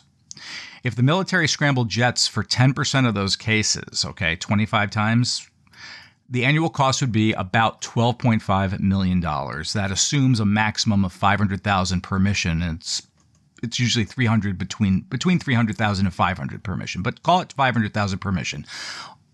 Over 20 years, that's $250 million. But a dedicated radar network for just the U.S., this isn't even NORAD, which is all of North America, just the United States, to develop it to detect these balloons and other things similar would cost up to $50 million annually for operations and maintenance. Over 20 years, you're at $1 billion. So it's about 4 times as expensive to develop a system that was going to detect those balloons. Oh man! Now NORAD is still doing it, and they have incentives. The Army is involved as well with projects like launching ground-based tethered balloons at strategic points around the United States, Alaska as well, as an early warning detection system. They're working on that, but it still is an expensive proposition. And until you get something that's going to be more cost-effective, right now the cost-effective way is, in fact, to scramble the jets to go up and see what the balloons are doing. So that's where we are. Interesting. But they still haven't found any alien spacecraft. They have found none. Zero. And this makes zero difference to the true believers because they're like, oh, right, weather balloon. We've heard that one since Roswell, right? I mean, that's almost a cliche. It's like, that's because there's a lot of weather balloons up there and they're easy to misidentify. Correct. All right. Thanks, Evan. You're welcome. Jay, get us up to date on Who's That Noisy? All right, guys. Last week I played This Noisy.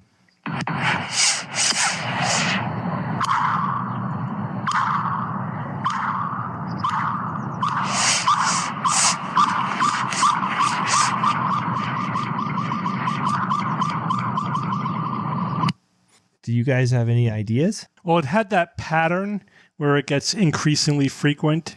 Yeah. Which suggests some kind of like stone skipping kind of phenomenon. You know what I mean? Yes. Yep. You're on to something there, Steve. On water or on ice? That's a good question. It sound like ice, if I had to guess. Maybe it's the skater who fell and tried the quint. Oh, sorry, Bob. Okay, well, a listener named Bradford West wrote in and said, "Ciao, Jay. Maybe I have skating on the brain. Thanks to everyone talking about the Olympics. But in this week's Noisy, I hear what may be skates breaking. The other element is the pinging sound, similar to a thunder sheet or a long cable being whacked, which I believe is the sound of ice fixing to break. So skating outdoors and maybe on ice." Okay, moving on to the next one. This is from Josh. "I hear wind noise on a mic and metal wire wiping, increasing in frequency. I'm going to go with a power line whipping in the wind." That is incorrect. I will continue here. Evil Eye, you guys may have heard of him. He says, "I imagine the sound of curling happening, but recorded from the perspective of the ice." He says you hear the sweeping and the stone. That's an interesting guess, but not correct. But there are some elements to all of these that are near it. We have Bart in Ireland, and Bart says, "I'm often sure and equally often wrong, but this time I really think I got it. A stone skinned on frozen ice as the hops get shorter, the sound gets closer, and ice reverberates amazingly, giving the otherworldly sound." So this was your guess, Steve. Basically, yeah. Incorrect, but really close. So I do have a winner for this week. The winner's name is Emily. Emily says, "Hey, Jay, first-time writer and listener for years. My guess for this week is a golf ball bouncing on a frozen lake. And this indeed is a golf ball which has been hit by a golf club going out onto the frozen ice and then bouncing and bouncing and bouncing and bouncing and doing that thing that probably there has to be a scientific term for that. Yeah. That increase in speed as the space gets smaller and smaller. But let me play it for you again.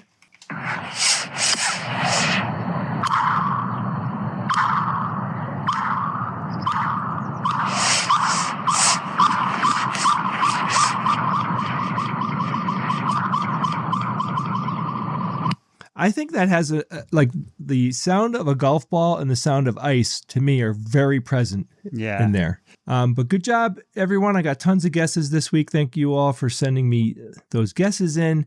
All right, guys, I have a new Noisy for you this week. It was sent in by a listener named Claire. All right, guys, I have a huge annoying sound warning for this week. It's a little shrill, so prepare yourself. I warned you. You asked me to warn you. I'm warning you, but it's still fun. So let's listen to it.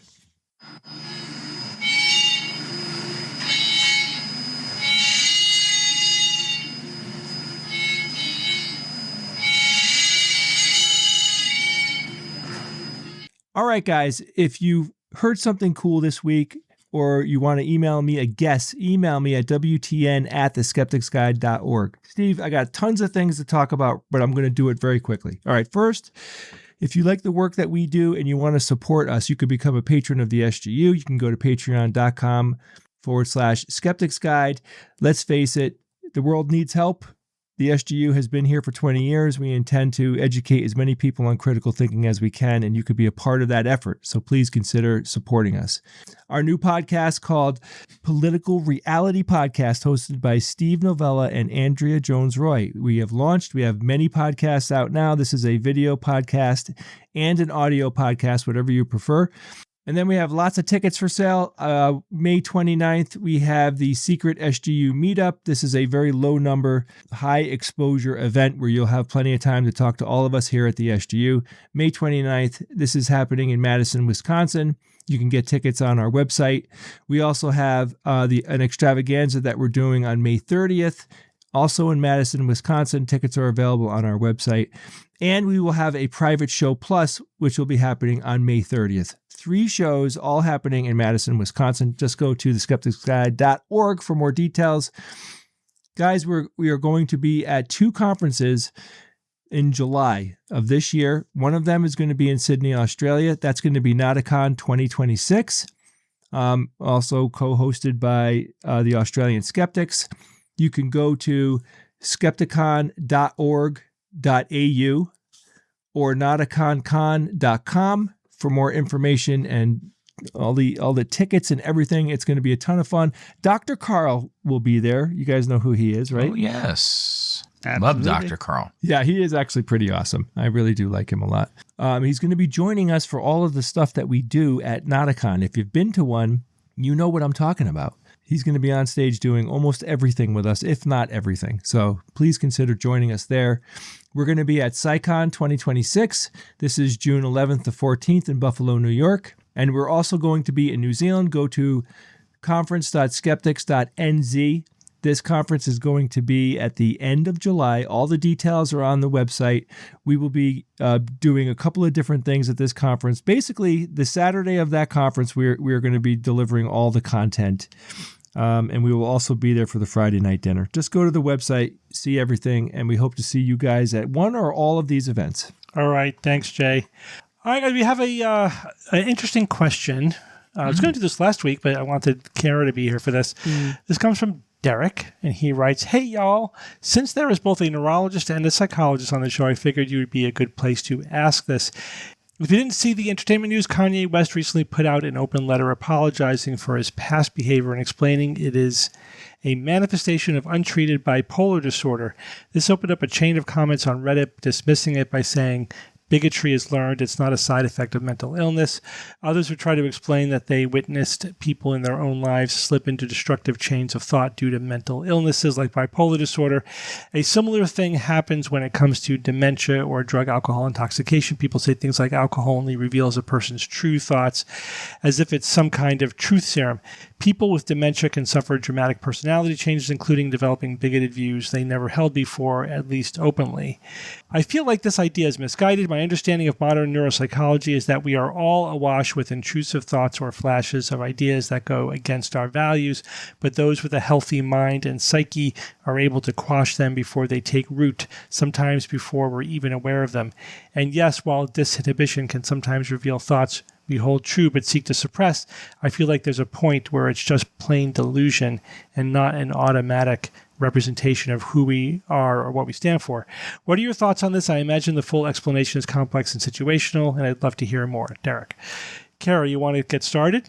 Sure. And I think I appreciate the thoroughness of Derek's email because I think in some ways he's answering his own questions with some of his examples. Yeah, that's why I read the whole thing. I usually don't read that much, yeah, usually we wouldn't get into all of it, but it is complex and situational. And there is a difference between, let's say, I think Tourette's is a very good example of what he's talking about, where it's an impulse control issue. And there are these kind of unconscious or subconscious tics, right? These words. Sometimes when people's Tourette's are dominated by tics, sometimes people will say inappropriate things or they'll curse. When people have frontal lobe disorder or frontal lobe damage, very often there's a disinhibition and there will be inappropriate sexual advances or there will be very inappropriate things that are said in conversation. And, you know, I think it's really unfair and actually not representative of what we understand about neuroscience or neurobiology or neuropsychology to say, oh, it's that person's true thoughts and feelings. Yeah, that's nonsense. We are all awash with all sorts of, you know, just things happening in our head. And part of frontal lobe, you know, executive function is suppressing some of them and allowing others to come out. That said, I think that it's much more complex when we talk about somebody who has struggled for many years with bipolar disorder, but has publicly held, you know, overt, let's say, racist or sexist or politically expedient, you know, views. And after the fact says, well, I was undiagnosed and that's why I, you know, had this kind of consistent thread. I think that's really the telltale sign there is that, yes, there probably were. We could probably point to specific examples in Kanye's behavior that said that was happening during a manic episode or that was clearly probably directly linked to an experience that a psychotic experience maybe that he was having if he has bipolar 1 with psychotic features. I don't know his diagnosis. But the consistent thread of specific ideologies and views, I think does require a little bit more investigation because it's somewhere in the middle, right? You can't just say, because I have a mental illness, everything I ever say and do is not actually me. Right.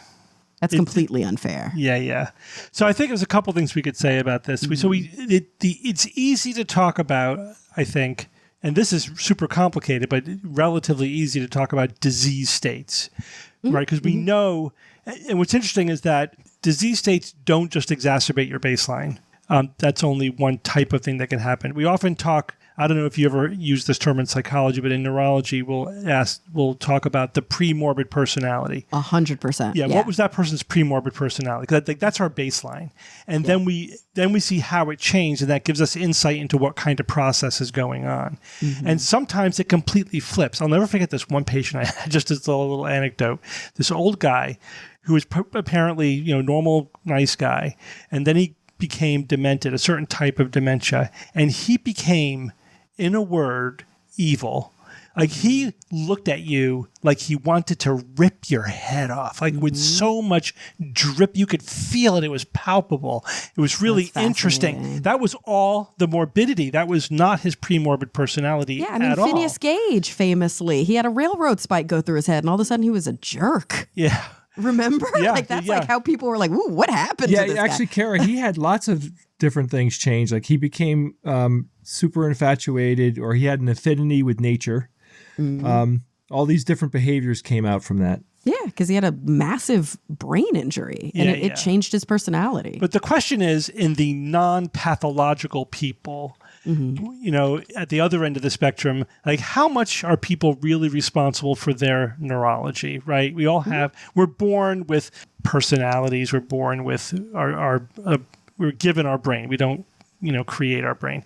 And we've had people on the show, and there is definitely a movement, the naturalism movement, that says that we are not at all responsible for our behavior from the perspective that we don't really have free will. You know, that we are just playing out the brain we were born with, you know, cause and effect. That's such an extreme view. As I said, that is the extreme view. I do not take that view. I think even Nor if do you I. have a kind of a philosophical point to make, I get it, but we still have to act as if we make decisions and we have to be held responsible to those decisions. 100%. And so and I think there's an extreme on the other side of that argument too, which I don't like, which is that so you've got on the one hand, there's this kind of core personality, what we would say in psychology is a trait versus a state. Yeah.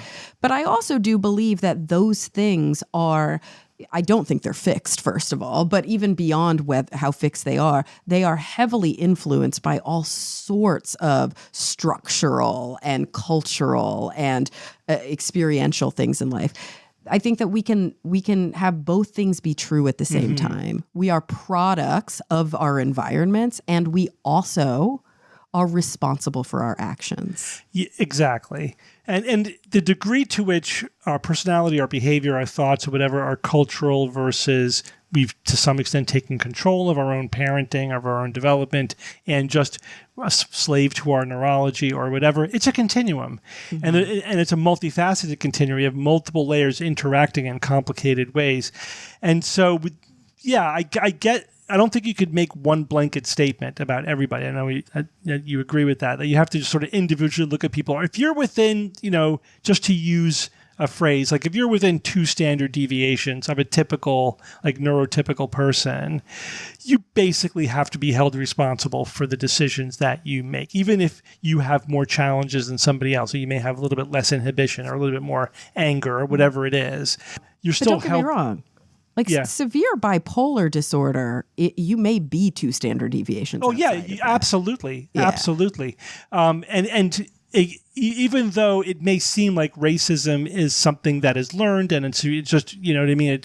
It absolutely can be a neurological disorder.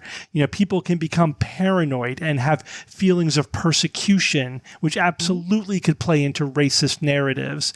Yeah, bipolar has, for some people who have bipolar 1 disorder, some people have psychotic features. Yeah. I mean, And that's a diagnosable portion of the disorder. And that's a continuum too, right? I mean, you could have, so what if you're just a little psychotic? I mean, at what point are you like not responsible for your actions? So, and from philosophically, medically, we could talk about this and all the nuance of it. Legally is interesting. I think, my understanding is that legally, they sort of recognize the continuum. It's like they do, and it's a capacity question, right? And there's mitigating factors. There's sort of the reasonable person standard, and then there are mitigating factors. Is this the kind of situation where, you were struggling with bipolar disorder? That's a mitigating factor. Does it completely absolve you of responsibility? No, but we'll consider it in sentencing or whatever, And here's the thing that a lot of people don't recognize about capacity, because capacity is something I deal with a lot at the hospital because I'm a psychologist at a hospital. Yeah. Capacity is not fixed. Capacity can change day to day and hour to hour. You could have a bad day. Yeah, you could have, you could be experiencing acute psychosis. You could be having a moment. You could be having whatever. And so the thing is, when we talk about, and I know that the question was specific about Kanye, but we can apply it to general things. My view very often with mental illness is to take a longer view and say, well, how long was there consistent behavior occurring? How much fluctuation in that behavior occurred? And how many opportunities did this individual have to seek treatment? Now, there is a feature of bipolar for some individuals where when you are manic, you by definition don't want treatment because you feel really, really good. And it's one of the diagnoses where it's kind of harder sometimes to help people. Its own treatment. Yeah, exactly. But that said, we're not talking about a single acute event or a handful of things that he did. We're talking about something that was consistent over, was it years? Yeah. Again, I'm not willing. I don't like to diagnose celebrities long distance. Of course, I know you're not doing that. Yeah, so we have to emphasize we don't know. There's so many details and there's so many questions I would want to ask and to know to really have a judgment about this individual. That's why I would want to just keep our comments broad, just in general. That this is like in theory. The bottom line is I think it's complicated. It applies to everybody. We're all on multiple spectrums, and you have to individualize decisions. Culpability, like responsibility, is a complicated question. Absolutely. Philosophically, ethically, legally. Neurologically, psychologically. It's complicated. Don't just resist any kind of moralizing, simplistic, judgmental opinion. Like people should be responsible, and it's no excuse. It's not that simple. Or like because that person was drunk, everything they said was what they really felt. Don't think anything simplistic like that. Disinhibition doesn't mean excavating true feeling. Yeah. It can mean that, but I wouldn't assume that that's what it means. There are a lot of things that happen in all of our brains that we would not want to allow other people to access. Right. And that is true. And the responsibility comes in that the inhibiting portion. And those of us have, I think, various level of skill in that area. Yeah. It's not all just, that was there and it was inhibited and now it's disinhibited. Like, again, I had another patient who had a psychiatric illness. I think it was bipolar disorder. When she was manic, she became hypersexual. Like she was it's not like it was seducing all the latent. residents. Like, like that doesn't mean it was latent, that she was always that way and it was inhibited. No, it means she was disinhibited in that moment. But the thing that she was not inhibiting was not something that's always in the background. Yeah. But it was also that hypersexuality was being positively created by the disease, not just disinhibited. And that's something that we always take into consideration during diagnostics. Part of the DSM is there a physiologic or even a syndrome that's harder to tease out that we know is causal of certain types of behavior. Right. Yeah. All right, we could talk about this for hours, obviously, but fascinating. It's interesting. Quick name out logical fallacy. Really going to make this quick. This also is a question that comes from Hendrik, who writes, I was playing a game of cribbage with my sister, and a situation arose where the rules were unclear, and a discussion broke out about whether or not I had legally scored 2 points. The details are unimportant, but the discussion took an interesting turn, and I'm wondering about which particular fallacy was at play. He says, I laid out my arguments, then my sister laid out hers, then several bystanders contributed opinions. The crux of the discussion came when my mother declared that if roles were reversed, I would be arguing for the other side. I admitted that, yes, I was indeed playing lawyer. Because of my admission, the jury declared that my reasoning invalid and ruled in my sister's favor. So he wants to know if there's any logical fallacy at play there. What do you guys think?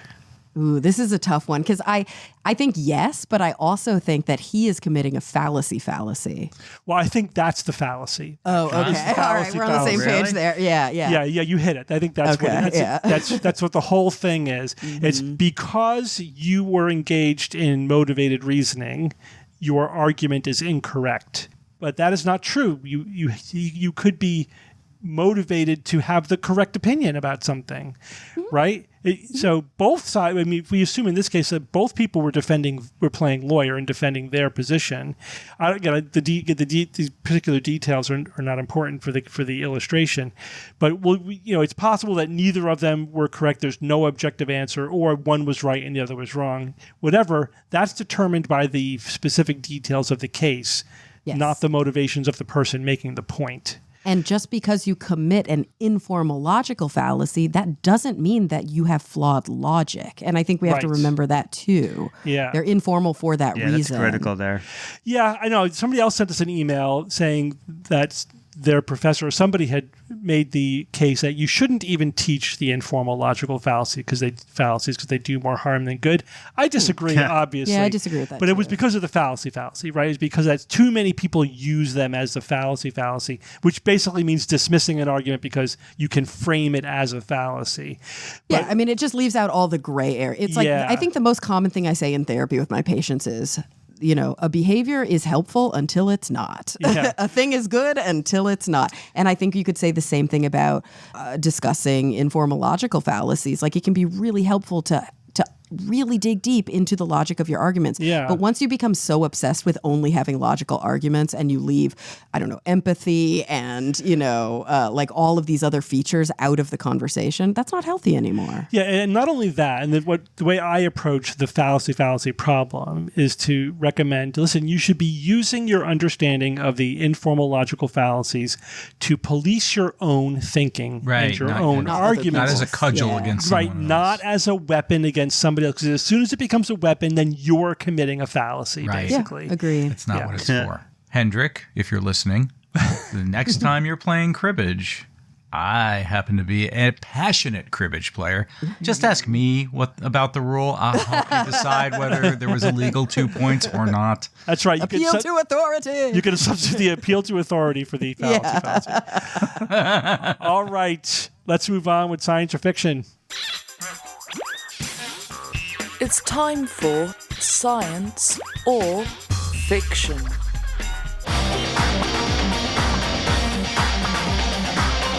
Each week, I come up with 3 science news items or facts, 2 real and 1 fake.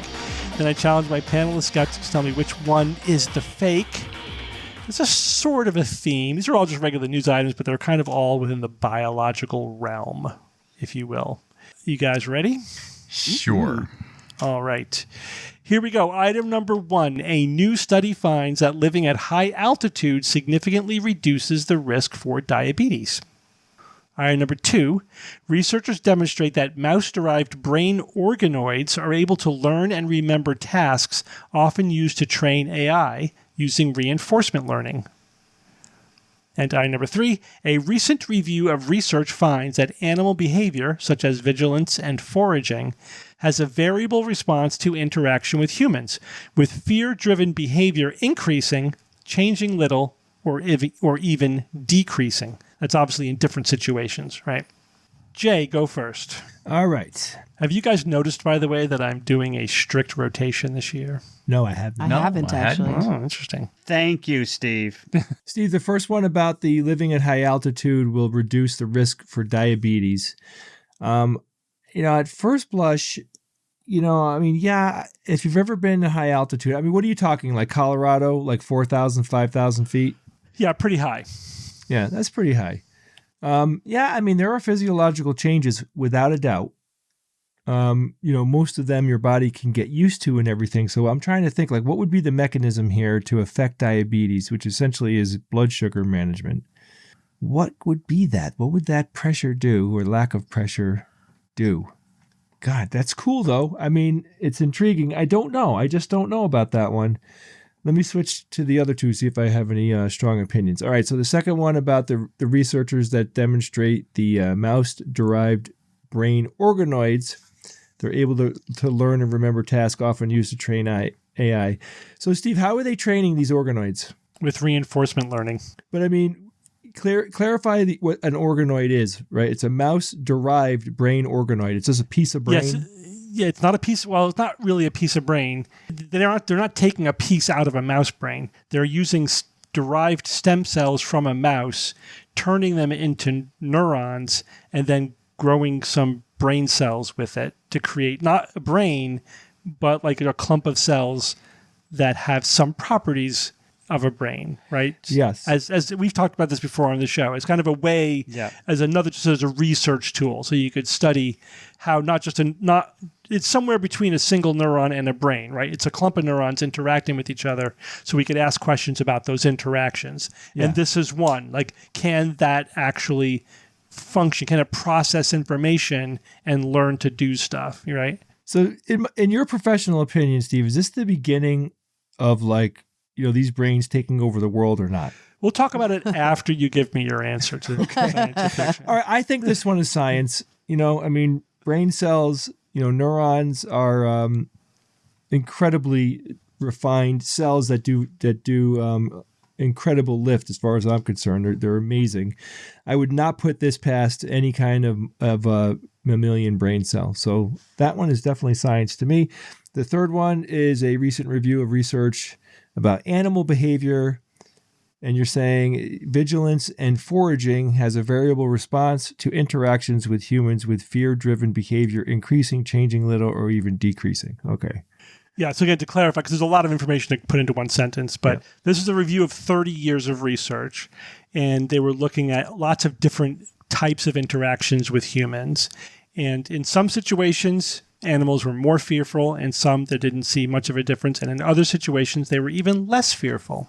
Yeah. So, like, for example, if a human has a piece of steak in their hands that they're willing to give up, I would imagine that a lot of animals would be pretty damn psyched about that. I know my dog is, Yeah, this is wild animals. Even more. To them, it's even better, Okay. I mean, it's between the first one, about the, about the diabetes and altitude, and this one. This one just seems like there's just so many variables in here that it's hard to summarize it in one sentence and really get my head wrapped around it enough to talk about it. But I would think, sure, there's variability. Of course there would be variability. Therefore, the first one about the diabetes and altitude has to be the fiction. Okay, Evan?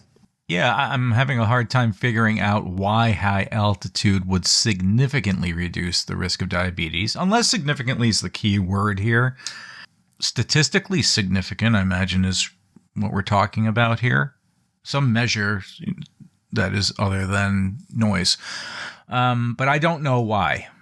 I can't figure out why that would be the case. Altitude has an impact on the blood somehow. Is that right? Yeah, doesn't it? I don't know. All right, next one. The brainish thing. The organoids able to learn and remember tasks. Oh gosh, I don't mouse derived. I don't know. Can they get it to do this? A clump of cells, turn it into something that is able. Then you can train AI on it. I don't know. Maybe as a training tool. Boy, that could be the case because it's just kind of like a training pathway in effect, just a blueprint, as it were, maybe.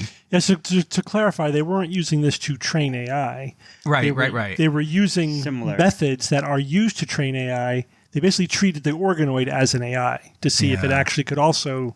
You had the reinforcement learning would also work on the organoid. I don't know. That seems far-fetched.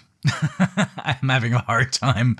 With that one. I think of the three. The last one about, there's a lot of words here. And about the animal behavior, fear-driven behavior, increasing, changing little, or even decreasing.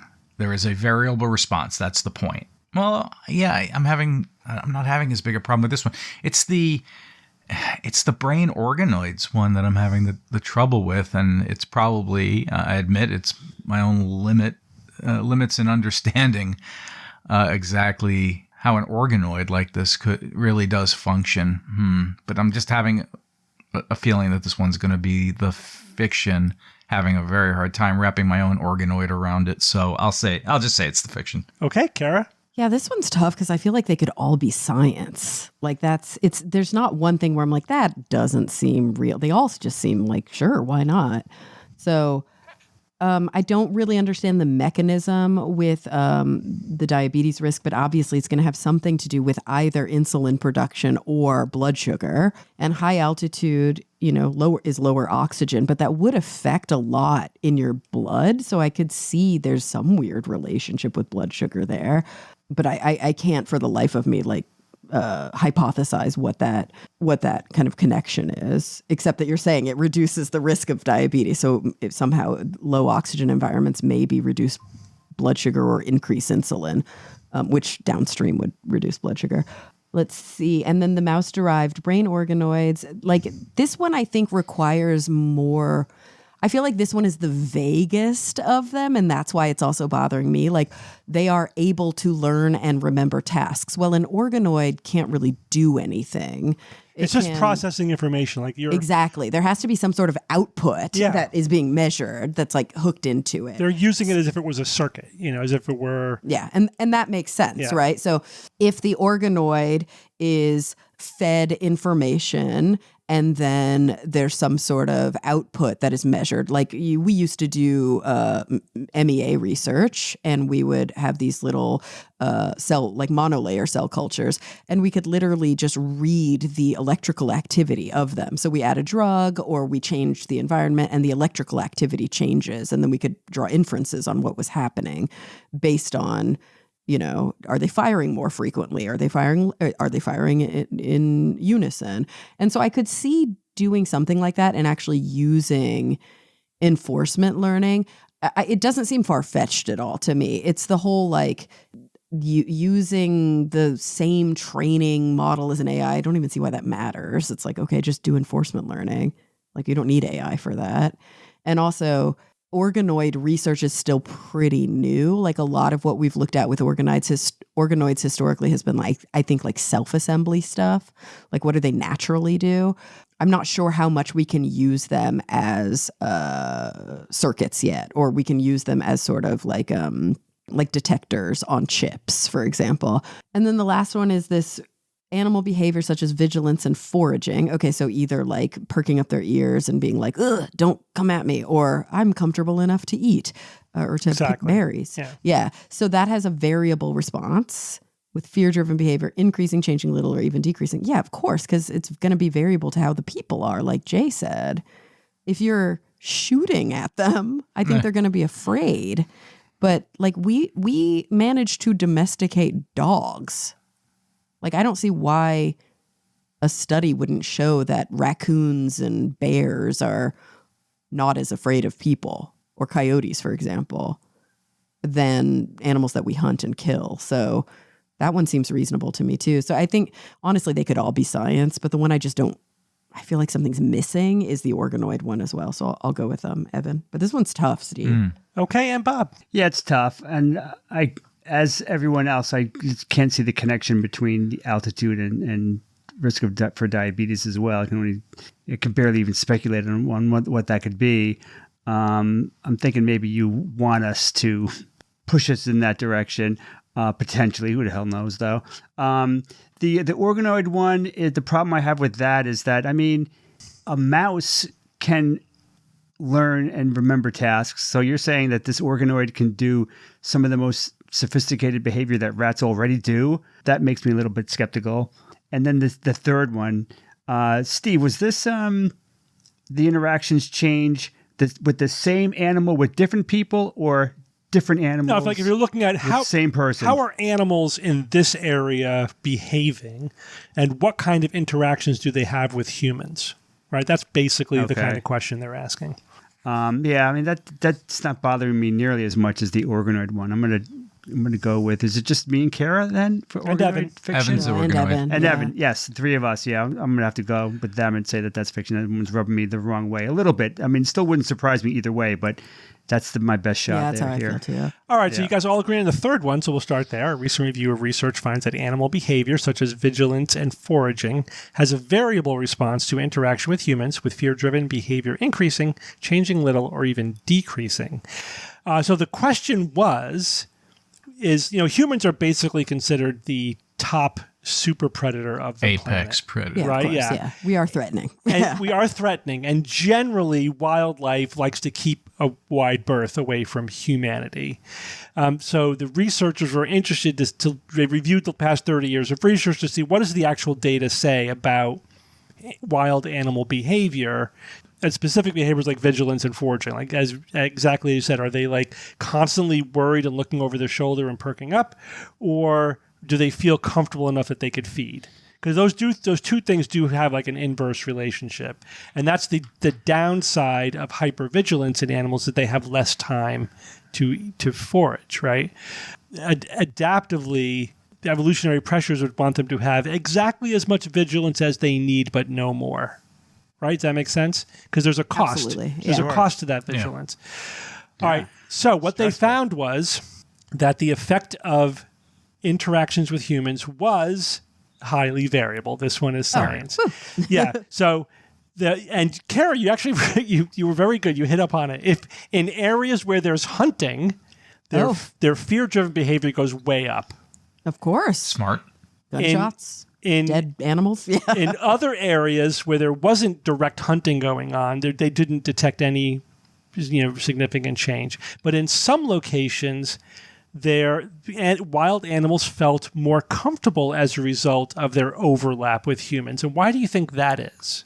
Well, we change a lot. Positive experience, like getting food and stuff. Yeah, I would think it's probably either like food being nearby, or like the way that we changed the landscape affected them positively. So the way that we change the landscape is one, because like we clear areas that then become good for foraging, right? Mm-hmm. So like near roads, for example. And they tie that to people? Well, yeah, like we are the ones clearing those areas. We clear those areas, and then animals in those...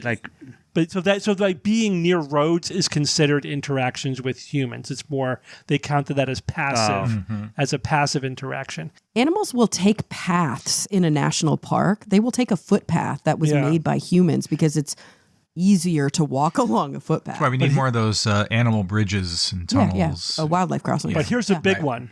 A big one is where there are humans, there are far fewer predators.